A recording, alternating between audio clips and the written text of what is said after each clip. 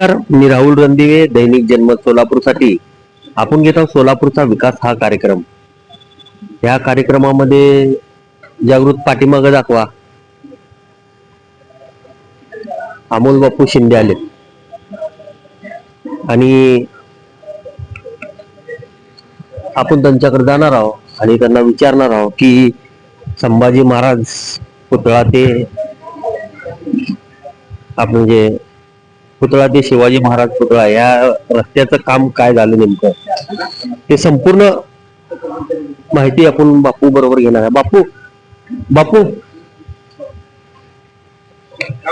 या जागृत. बापू मला सांगा कुठं भ्रष्टाचार झालाय? कसला? निराळा वस्ती आपलं संभाजी महाराज पुतळा ते शिवाजी महाराज काय नेमकं तुम्ही कुठं ऐकलं? एका चॅनलच्या माध्यमातून मी बघितलं काय की संभाजी महाराज पुतळा ते छत्रपती शिवाजी महाराज पुतळा ह्या रस्त्याचं काम रखडलंय. काम रखडलं म्हणून सांगितलंच की काम रखडलंय. लोकांची अपदा व्हायला लागली, लहान मुलं, शाळेकरी, वडीलधारी मंडळी त्यांना जायला त्रास व्हायला लागला हे सांगितलं की.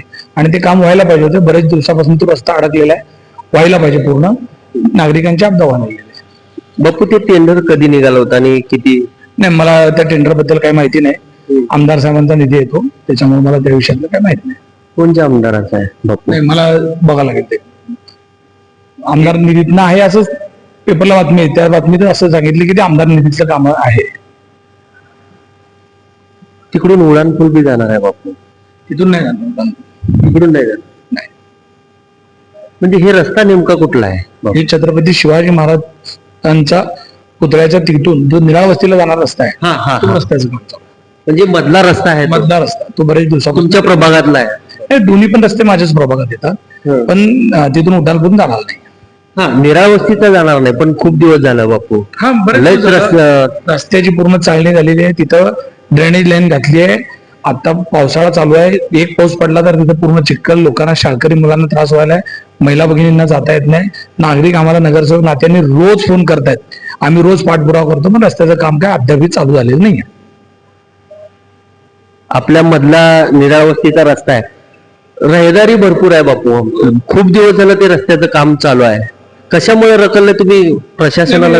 आम्ही प्रशासनाला तेच सांगतो की वर्क ऑर्डर मध्ये आपल्याला जी काय वेळेची मर्यादा घालून दिली आहे त्याच्यामध्ये जर त्या कॉन्ट्रॅक्टरने काम केलं नसेल तर तुम्ही त्याच्यावर कारवाई केली पाहिजे. कारण टेंडरमध्ये किती वेळेत काम पूर्ण व्हायला पाहिजे या सगळ्या गोष्टीची नोंद असताना सुद्धा त्याची कालमर्यादा संपल्यावर सुद्धा त्याच्यावर कारवाई होत नाही, हे आमचं म्हणणं आहे. बापू आम्ही तिकडे गेलो होतो, नागरिक धुळीनं त्रासले उन्हाळ्यामध्ये. अमोल बापू शिंदे काय पाठपुरावा केले का नाही?